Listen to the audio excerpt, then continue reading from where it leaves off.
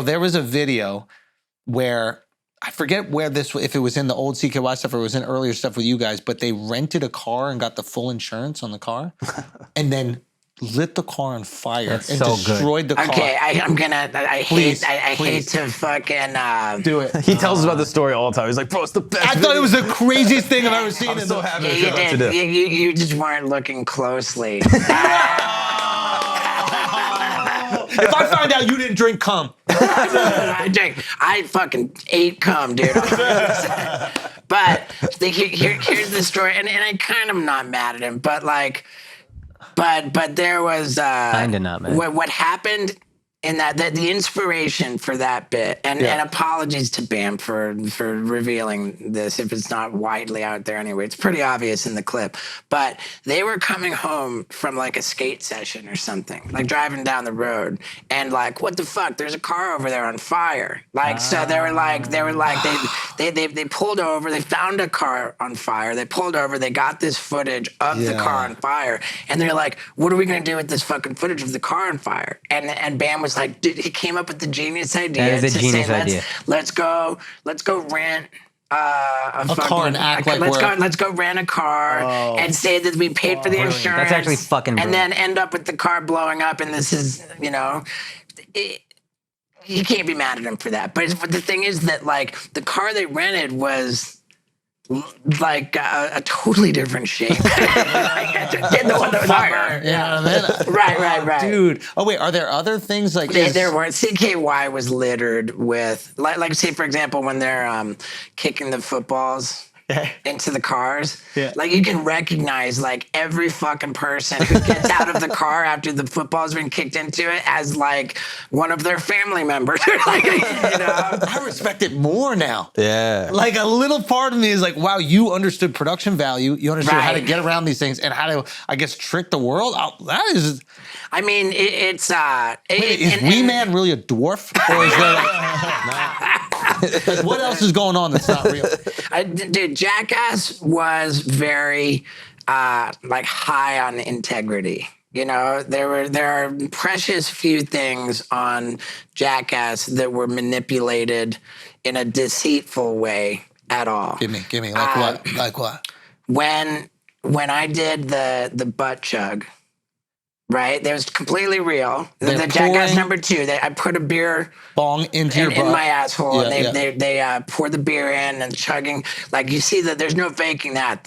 As I kick my legs, you see the level of beer in the hose lower and lower. It's all going up my ass. See that?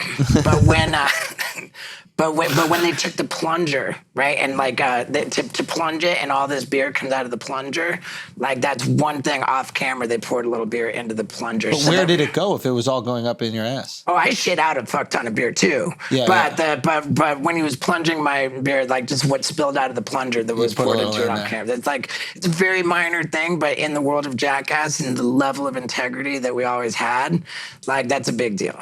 Wow. The other thing I know of. BMX Tug of War. They had. That was fucking phenomenal. They had Ryan Dunn sitting on a sofa with a rope tied around him, and they do the BMX, and it played in the movie as a split screen. You see like the bike on the one screen, and you see Dunn flying off the sofa on the other. But it was just the logistics of the stunt. Like Ryan wasn't getting pulled off the sofa it wasn't enough to pull him and make him go flying with just the bike. Yeah. So they that's why it was split screen. They set up like the bike in, on the one shot, and then on the Ryan Dunn shot split screen, they just had like, a bunch of guys like pull the so that Pain was real. Yeah. The important part was real. Yeah. They fucking pulled his ass off the sofa fucking hard and flew him into a bunch of cacti. So, you can't get too mad at that either. Does anything happen to your guys' balls? Like, you get hit in the balls a lot. And like... Can you have kids? As part of my bucket list tour... Yeah. And what I was going to tell you before is that with all of these crazy stunts and like how high level they are, like I'm proud of that it's clever in that the backdrop, like the theme of the show is the implications of me carrying out all of these various stunts on my relationship with my fiance. You know, it's a love story. And that's why in that opening sequence, I've got the flowers because the whole story is a love story about my relationship, and everything in the show is inspired, and the narrative is throughout is my relationship. So in the show, when I come to the point of, so we're getting married, I'm engaged, and you know, you can't take that leap without agreeing on the kid question. Of course. And neither of us want kids. Oh, really? Right. So, because fuck kids. No, why? You have the opportunity to be this very present father and right the wrongs that happen to you. Exactly. I mean, did I tell you about my mom's side of the family? Make sure they don't drink. But is that what you're worried about passing on? I mean, there's a genetic component. There's just the I'm not very bearish on the world. Right. I'm sorry, I'm not bullish. Bullish. I'm bearish. I'm bearish on the world. Yeah. Fuck, my dad would be bummed on that one.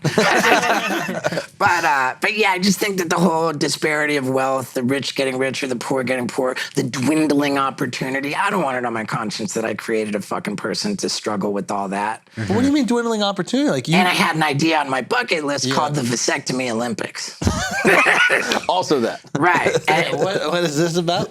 Well, when I just want to let you know, you've made probably millions of dollars ingesting cum and like getting kicked in the balls. That's why he can't have any kids. He's gonna be eating all his cum. That's fact. Yeah, you're just greedy. No, but I'm saying there's so much opportunity. Like if you can exist with what you're doing in America, this doesn't happen outside of America. Right. Well, this is the land of opportunity. My dad, when he heard my plan for the Vasectomy Olympics, which was initially inspired by a bad joke I heard in 7th grade, which was, what is the definition of macho?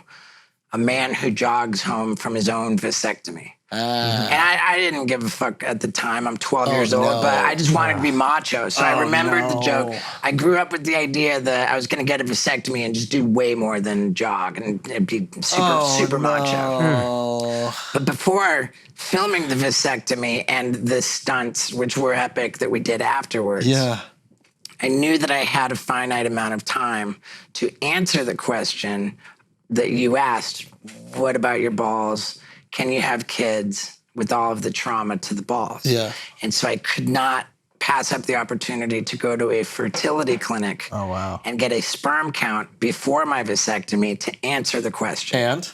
The average man has roughly 20 to 30 million sperm per milliliter of jizz. And I clocked in at 51 million. There you fucking go. But they're all dumb. Wow. Dude, it's true. Scott cranked out a load too. Really? Over there. And what you got, bro? He was very average on the count, but there are more criteria to the sperm count, which I don't draw a lot of attention to. Like I had a fuck ton of sperm, but they're all swimming sideways. You gotta donate your sperm, dude. That'd be a fun stunt. Yeah. That'd be awesome. Here's the other thing too, that I absolutely pay every year to keep that load cryogenically frozen. Just in case. Not because I think I'm going to change my mind, but because I've got a fucking idea for that load. Let's go. The idea who's that load going in, bro? It's not going in anyone. It's going on a plate with You're like the Mr. Beast of cum. You got a lot of cum content ideas. Right. I mean, dude, like, this idea was inspired by, it was Preston Lacey came up with it. Inspired by an experience we had in Mexico where I took a vial of my beloved ketamine, poured it on a glass table, and dried it out with a hairdryer until it was fully dry, and I scraped it up into a line and snorted it. And Preston said, dude, man, what if you fucking blew a load on the table and dried that and then snorted that? And I thought, wow, great idea, but one load's probably not going to cut it. We're going to need the whole cast to blow a load. And so I want to contribute. Now, Alex, I want to contribute to that growing load. up, like when you hung out with your friends when you did spring break, did any one of them say like, yo, do you guys want to all nut in this table, wait till it dries, and then we just snort it together? Not wait until it dries. Hair dry. Actually dry. You're too hungry. Maybe put it in like a dehydration machine. Yeah. You need a good process of, because that way you're not, that way you can get a good time lapse of the cum drying. It's just so funny too, because if you've ever snorted coke, like it lands in the back of your throat and like. You got a little buzz from that or what? I mean, a little bit. I mean, but just thinking about it here, my synapses are firing. I love it.